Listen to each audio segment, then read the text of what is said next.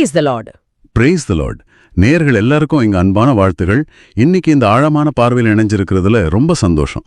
கிறிஸ்துவுக்குள் பிரியமானவர்களே, பாஸ்கா காலத்தின் இனிய வாழ்த்துகள். ஆண்டவருக்கு நன்றி செலுத்தி ஒரு சிறிய ஜெபத்தோட இன்னைக்கு நாம ஆரம்பிக்கலாம். தந்தை, மகன், தூய ஆவியின் பெயராலே ஆமேன். ஆமேன். அன்பு தந்தையே, இந்த அருமையான நாளுக்காக உமக்கு நன்றி கூறுகிறோம். ஆமாம் ஆண்டவரே, உமக்கு நன்றி. எங்களுக்கு கொடுக்கப்பட்டிருக்கிற இந்த உன்னதமான வாசகத்திற்காக, அதில் புதைந்திருக்கும் ஆழமான கருத்துக்களுக்காக உமக்கு நன்றி செலுத்துகிறோம். நிச்சயமா. இன்றைய திருப்பாடல்கள் 149 தரும் அந்த மகிழ்ச்சியின் ஆன்மாவோடு நாங்க ஒன்றித்து உமக்கு ஆழமான நன்றிய சொல்றோம். முழு மனசோட நன்றி சொல்றோம். இன்றைய திருவிவிலிய வாசகத்தின் வழியாக வெளிச்சம் தேடி இன்றைய வார்த்தை யூடியூப் சேனலில் இணைந்திருக்கும் ஒவ்வொருவரையும் ஆசீர்வதியும். அவர்கள் இந்த நிகழ்ச்சியை முழுமையாக பார்த்து பயன்பெற அருள்தாரும். இப்போ இந்த ஆழமான பார்வையை கேட்டுக்கிட்டு இருக்கிற இவங்க தன்னோட வாழ்வுல தேடுகிற அமைதியும் விடுதலையும் இவங்களுக்கு கிடைக்கட்டும். ஆமென். உமது எல்லையற்ற இரக்கமும் கிருபையும் இவங்க மேல் பொழியப்படட்டும். இவங்க வாழ்வுல உள்ள குறைகள் நீங்கி பாவ மன்னிப்பும் முழுமையான குணமளித்தலும் கிடைக்க மன்றாடுகிறோம். ஆமாம் ஆண்டவரே. இந்த வாசகத்தின் வழியாக வெளிச்சம் இவங்க குடும்பத்திலையும் உள்ளத்திலையும் பிரகாசிக்கட்டும். விசுவாசிகளும் சமூகங்களும் தூய ஆவியால் நிரப்பப்பட்ட கிறிஸ்துவுக்கு சாட்சிகளாக திகழவும், மறைப்பணியாளர்கள், நற்செய்தியாளர்கள் மற்றும் துன்புறுத்தப்படுவோர் தைரியத்துடனும் சகிப்புத்தன்மையுடனும் சான்று பகரவும், தேடுவோர் புதிய விசுவாசிகள் மற்றும் குடும்பங்கள் கிறிஸ்துவுக்கு தங்கள் இதயங்களை திறந்து திருமுழுக்கு அருளில் வளரவும், திருச்சபை நற்செய்தியின் பணியை வரவேற்று ஆதரித்து பலப்படுத்தவும், எங்கள் சொந்த பணியில் எங்கள் பாடல்களும் போதனைகளும் மற்றவர்கள் கிறிஸ்துவுக்கு சான்று பகரவும், தூய ஆவியின் வழிகாட்டுதலை ஏற்றுக்கொள்ளவும், லிதியாவைப் போல விசுவாசத்தின் மகிழ்ச்சிக்கு தங்கள் இதயங்களை திறக்கவும் உலவ வேண்டும் என்று ஜெபிக்கிறோம். ஆமென். ஆண்டவரே மன்றாடுகிறோம். அற்றமெங்களிலும் ஜெபத் தேவைகளை சொன்ன அனைவருக்காகவும் அவர்களின் நல்ல நோக்கத்திற்கான மன்றாட்டுகள் அனைத்தும் விரைவில் நிறைவேறும்படியாகவும் ஜெபிக்கிறோம். இந்த மன்றாட்டுகள் அனைத்தையும் எங்கள் சகோதரரும் ஆண்டவருமான இயேசு கிறிஸ்துவின் பெயரில் திருமுன் வைக்கிறோம், எங்கள் அன்பு தந்தையே. ஆமென். ரொம்ப அழகான ஒரு ஜெபம். உங்களது ஜெபத் தேவைகளை கமெண்டிலும் அல்லது எங்களோட வாட்ஸ்அப்பிலோ தெரிவியுங்கள். நாங்களும் எங்களது தனிப்பட்ட ஜெபத்திலும் ஜெபிக்கிறோம். இந்த நிகழ்ச்சியை மேம்படுத்த உங்களது மேலான கருத்துக்களை எங்களுக்கு தெரிவியுங்கள். நன்றி. சரி, இன்னைக்கு நம்ம எதை பத்தி ஆழமா விவாதிக்க போறோம்? இன்னைக்கு இந்த ஆழமான பார்வையோட நோக்கம் என்னன்னா, பயத்திலிருந்து தைரியத்திற்கு மாறுவது எப்படி அப்படிங்கறத அலச போறோம். இதுக்காக யோவான் நற்செய்தி, திருத்தூதர் பணிகள், திருப்பாடல் 149, அப்புறம் திருத்தந்தை பிரான்சிஸ் அவங்களோட சிந்தனைகள், இதையெல்லாம் இணைச்சு தேட போறோம். ரொம்ப சுவாரஸ்யமா இருக்குமே. மனிதர்கள் ஒவ்வொரு நாளும் சந்திக்கிற மிகப்பெரிய எதிரியே இந்த பயம்தான். ஆமா, கண்டிப்பா.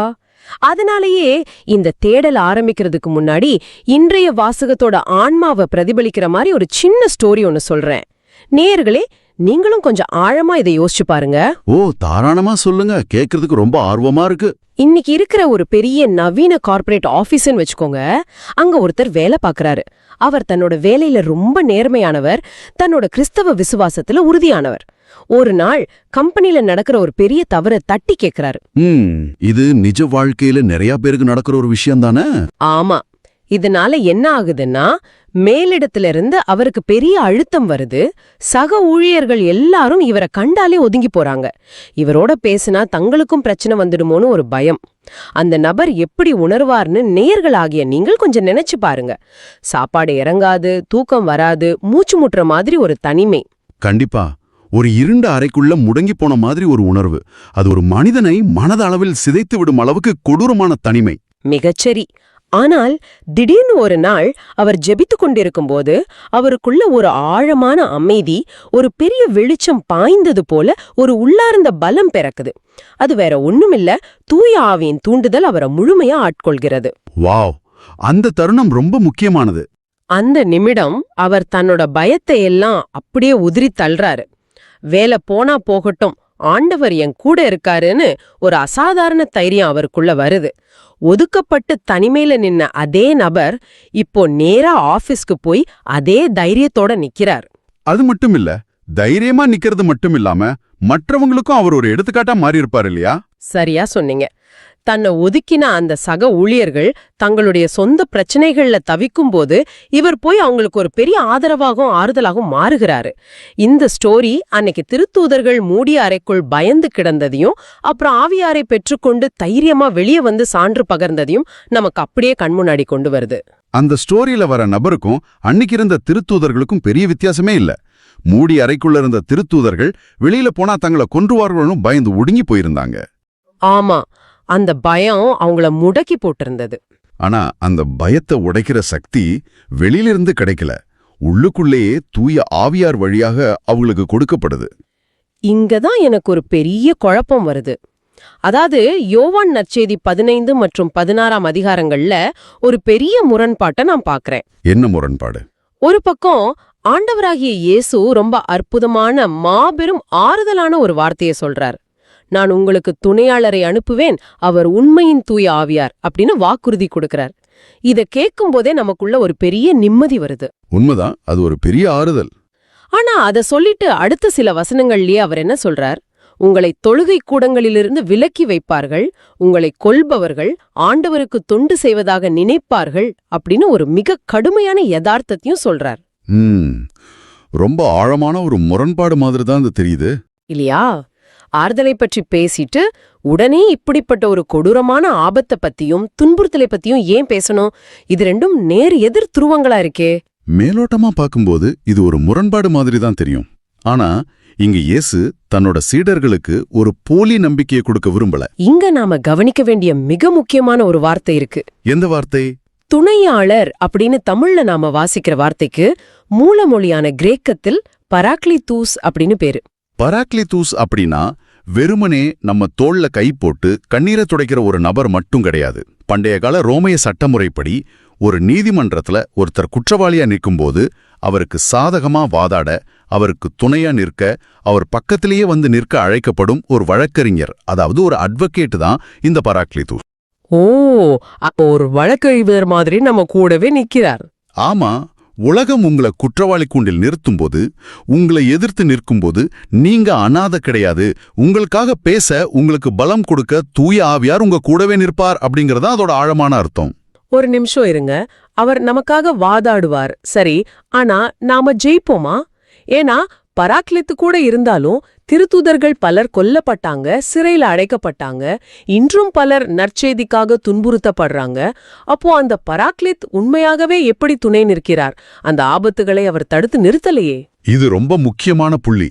பராக்லித்து நம்மை ஆபத்துகளிலிருந்து மாயமாக மறைத்து வைக்க வரவில்லை, மாறாக அந்த ஆபத்துகளை எதிர்கொள்ளும் உள்ளான பலத்தை தர வருகிறார். ஓ, அப்போ பிரச்சனைகளை எதிர்கொள்ளும் பலம். சரியா சொன்னீங்க. இதத்தான் திருத்தந்தை பிரான்சிஸ் அவர்கள் ரொம்ப தெளிவாக சொல்றாங்க.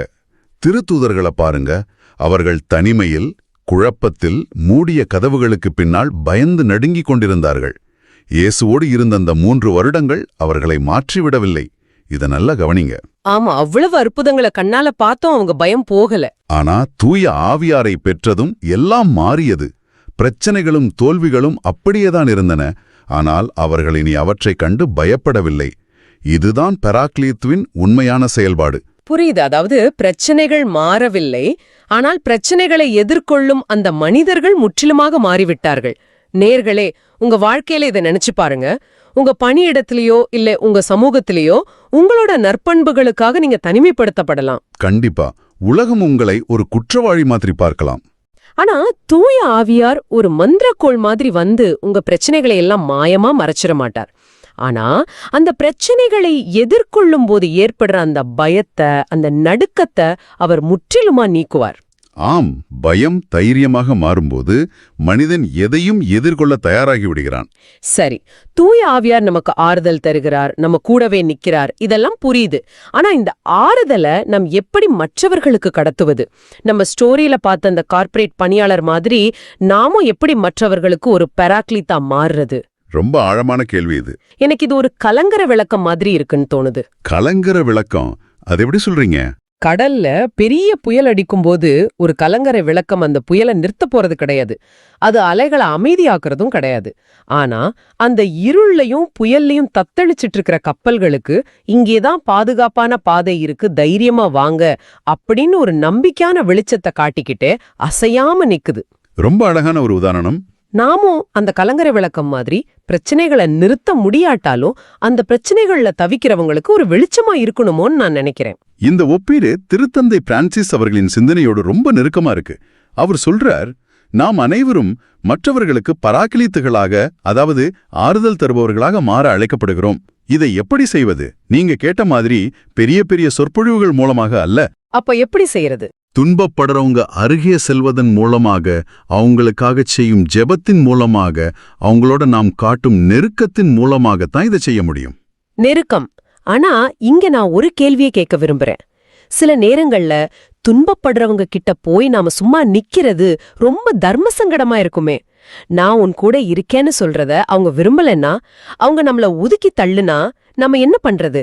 அப்படிப்பட்ட சூழ்நிலையில எப்படி ஒரு பராக்லித்தா செயல்பட முடியும்? இது நிஜ வாழ்க்கையில எல்லாரும் சந்திக்கிற ஒரு சவால் தான். ஆனா பராக்லித்து அப்படிங்கிறவர் வற்புறுத்துகிறவர் கிடையாது. சில நேரங்களில் வார்த்தைகளை விட அமைதியான பிரசன்னமே போதுமானது. வெறும் பிரசன்னம் மட்டுமே போதுமா? ஆமா, அவங்க நம்மள தற்காலிகமா ஒதுக்கி தள்ளினாலும் தூரத்திலிருந்து அவங்களுக்காக தொடர்ந்து ஜெபிப்பது, அவங்களுக்கு தேவைப்படும் போது நான் இங்க இருக்கேன் அப்படிங்கிற ஒரு நம்பிக்கையை கொடுப்பது, இதுவே ஒரு பெரிய ஆறுதல் தான். அவர்கள் வழியில் இருக்கும்போது அவசரமாக அவர்களுக்கு அறிவுரை சொல்வதை விட அவர்களின் வழியை அமைதியாக உள்வாங்கி அவர்களோடு கூடவே நடப்பதுதான் உண்மையான பராக்லித்துவின் பண்பு. அப்போ அடுத்தவங்களுக்காக தொடர்ந்து பொறுமையாக நிற்பதுதான் உண்மையான சான்று பகிர்தல். சரி, நாம் இதுவரைக்கும் பார்த்தது எல்லாமே ஒரு தத்துவார்த்தமான இறையியல் ரீதியான விஷயங்கள். ஒரு கலங்கரை விளக்கமாக எப்படி இருக்க வேண்டும் என்று பேசினோம். ஆமா, ஆனா இது நடைமுறையில எப்படி இருக்குன்னு பார்க்கணும்ல. சரியா சொன்னீங்க. இது நடைமுறை வாழ்க்கையில் நிஜத்தில் எப்படி நடக்கிறது? எல்லாமே வசதியாக இருக்கும் ஒரு நபர் இந்த தூய ஆவியின் தூண்டுதலை சந்திக்கும் போது என்ன நடக்கிறது? இது திருத்துதர் பணிகள் 16ஆம் அதிகாரத்தில் ரொம்ப ஆழமாக பதிவாகி இருக்கிறது. ஆமா, முதறி வாசகத்துல பவுலும் அவர் குழுவினரும் மாசிதோனியா பகுதிக்கு, குறிப்பா பிலிப்பி நகருக்கு வர்றாங்க. பிலிப்பி ஒரு உரோமியரின் குடியேற்ற நகரம். இங்க ஒரு சுவாரஸ்யமான விஷயம் நடக்குது. பவுல் ஒரு புதிய நகருக்கு போனா முதல்ல அங்க இருக்கிற பெரிய ஜெபக்கூடங்களை தான் போவார். ஆனா இங்க பிலிப்பி நகரில் அப்படி ஒரு பெரிய ஜெபக்கூடம் இருந்ததா தெரியல. ஆமா, ஓய்வு நாள் வந்தப்போ அவங்க நகர வாயிலுக்கு வெளியே ஆற்றங்கரையில அமைதியாக கூடியிருந்த பெண்களிடம் பேச செல்றாங்க. ஒரு ஆடம்பரமான இடமோ அதிகாரப்பூர்வமான இடமோ அல்ல, ரொம்ப இயல்பான அமைதியான ஒரு ஆற்றங்கரை. அந்த ஆற்றங்கரையில தான் லிதியா அப்படிங்கிற ஒரு பெண்ணை நம்ம சந்திக்கிறோம். தியோத்திரா நகரைச் சேர்ந்த லிதியா செந்நிற ஆடைகளை விற்கும் ஒரு வியாபாரி. அந்த காலத்துல இந்த செந்நிற ஆடை அப்படிங்கிறது சாதாரண விஷயம் கிடையாது. அரசர்கள், உயர் அதிகாரிகள், பெரும் செல்வந்தர்கள் மட்டுமே பயன்படுத்துற ஒரு விலையுயர்ந்த பொருள். அதனால லிதியா சமூகத்துல ஒரு பெரிய அந்தஸ்துல பெரும் செல்வாக்கோட இருந்த ஒரு பெண் தான். ஆனா அவங்க ஏற்கனவே ஆண்டவரை வழிபடுகிறவரா இருக்கிறாங்க. இங்கதான் அந்த வாசகத்துல மிக முக்கியமான ஒரு வரி வருது. பவுல் பேசியதை ஏற்றுக்கொள்வுமாறு ஆண்டவர் அவர் உள்ளத்தை திறந்தார். ரொம்ப ஆழமான வரி அது. இங்கதான் எனக்கு ஒரு மிகப்பெரிய இறையியல் கேள்வி வருது. ஆண்டவர் தான் அவர் உள்ளத்தை திறந்தார் அப்படின்னா, கடவுள் ஒரு ரிமோட் கண்ட்ரோல் மாதிரி அவர் மனசை திறந்துட்டாரா?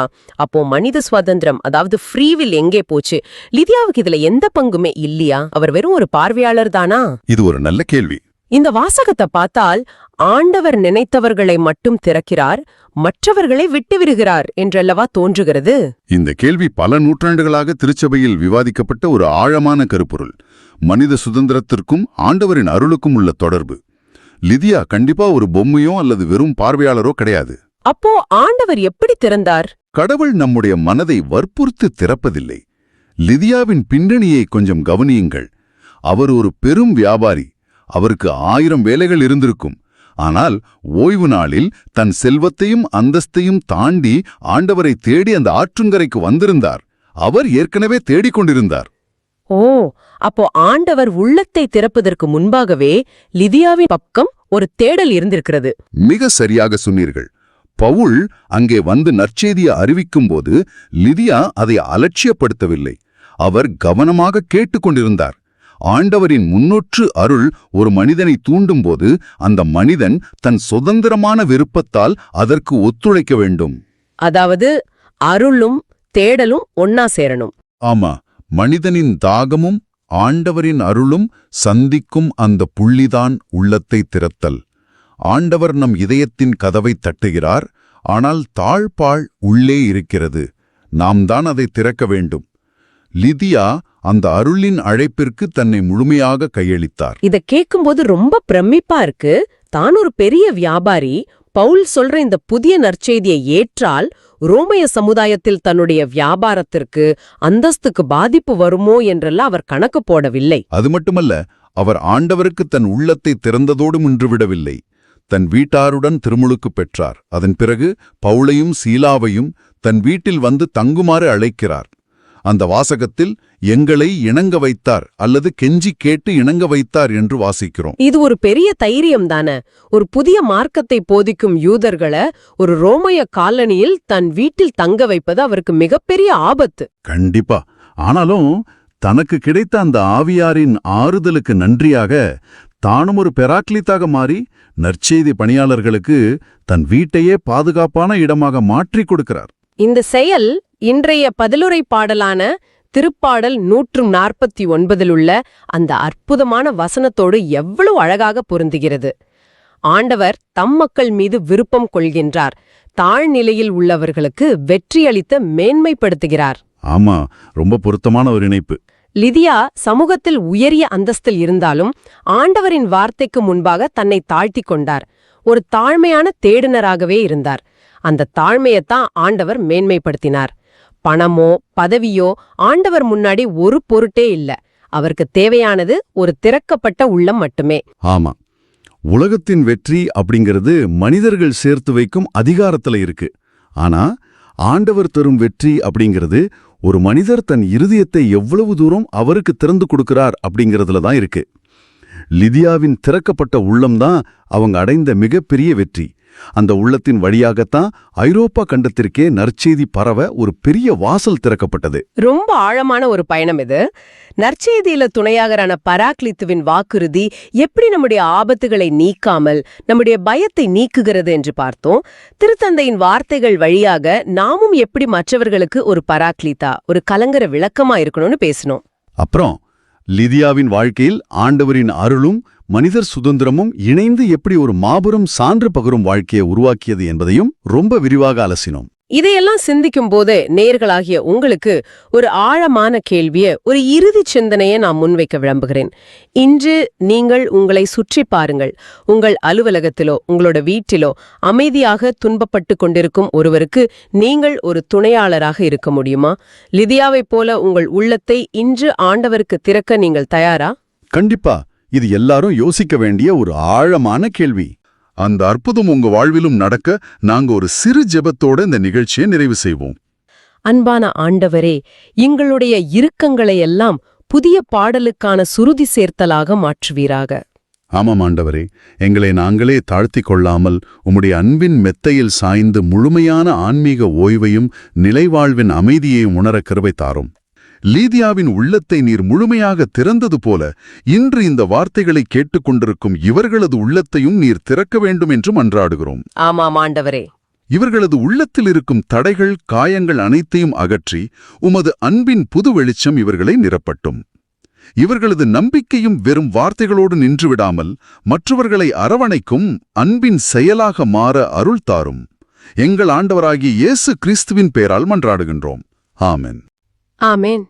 அன்பான நேயர்களே, இந்த ஆழமான பார்வை உங்களுக்கு பயனுள்ளதாக இருக்குதுன்னு நினைச்சா மத்தவங்களுக்கு இந்த வீடியோவை ஷேர் பண்ணுங்க. நற்செய்தியின் தூதராக இறையாட்சியை எடுத்துரைங்க. நன்றி. இந்த நாள் இனிதாக அமைய வாழ்த்துக்கள். ஆமென். இயேசுவுக்கே புகழ். அன்னை மரியே வாழ்க.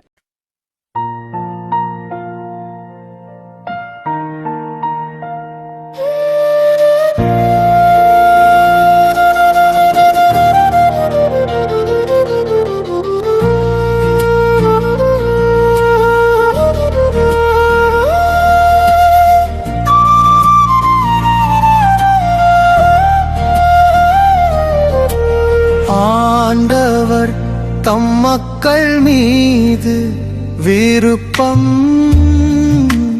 கொள்கின்றார். ஆண்டவர் தம் மக்கள் மீது விருப்பம் கொள்கின்றார்.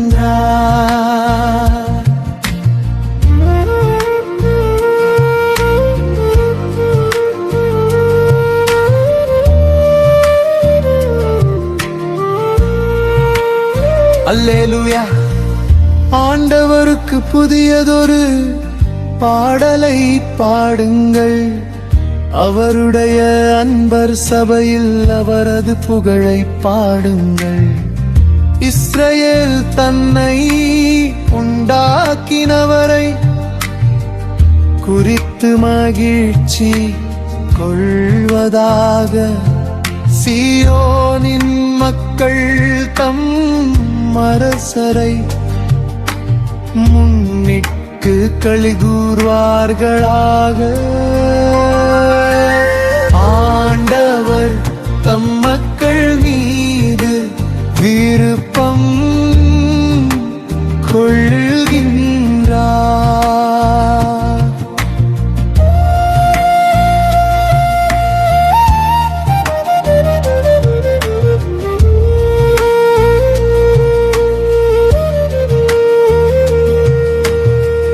நடனம் செய்து அவரது பெயரை போற்றுவார்களாக. மத்தளம் கொட்டியாழ் இசைத்து அவரை புகழ்ந்து பாடுவார்களாக. ஆண்டவர் தம் மக்கள் மீது விருப்பம் கொள்கின்றார். தாழ்நிலையிலுள்ள அவர்களுக்கு வெற்றியளித்து மேன்மை படுத்துவார். ஆண்டவர் தம் மக்கள் மீது விருப்பம் கொள்கின்றார்.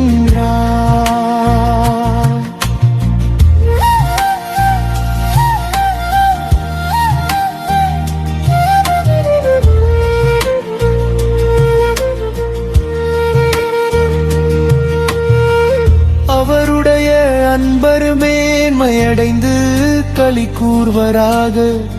மெத்தைகளில் சாய்ந்து மகிழ்ந்து கொண்டாடுவராக. அவர்களின் வாய் இறைவனை ஏத்தி புகழட்டும். இத்தகைய மேன்மை ஆண்டவர் தம் அன்பர் அனைவருக்கும் உரித்தானது. ஆண்டவர் தம் மக்கள் மீது விருப்பம் கொள்கின்றார்.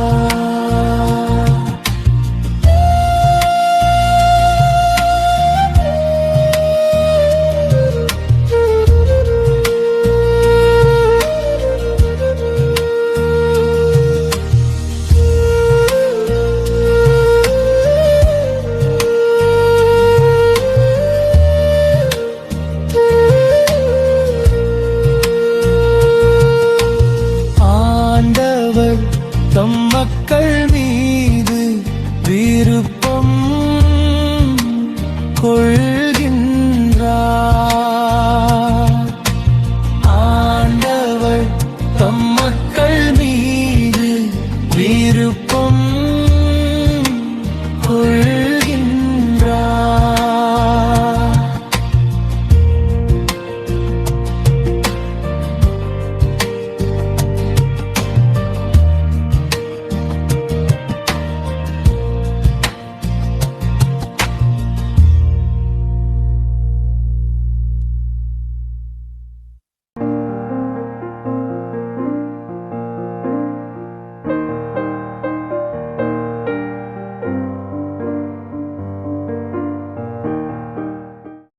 நீங்கள் காண்பவற்றை காணும் வாய்ப்பை பெற்றோர் பேறு பெற்றோர்.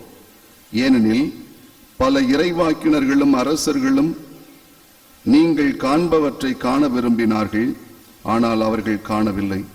நீங்கள் கேட்பவற்றை கேட்க விரும்பினார்கள், ஆனால் அவர்கள் கேட்கவில்லை என நான் உங்களுக்கு சொல்கிறேன்.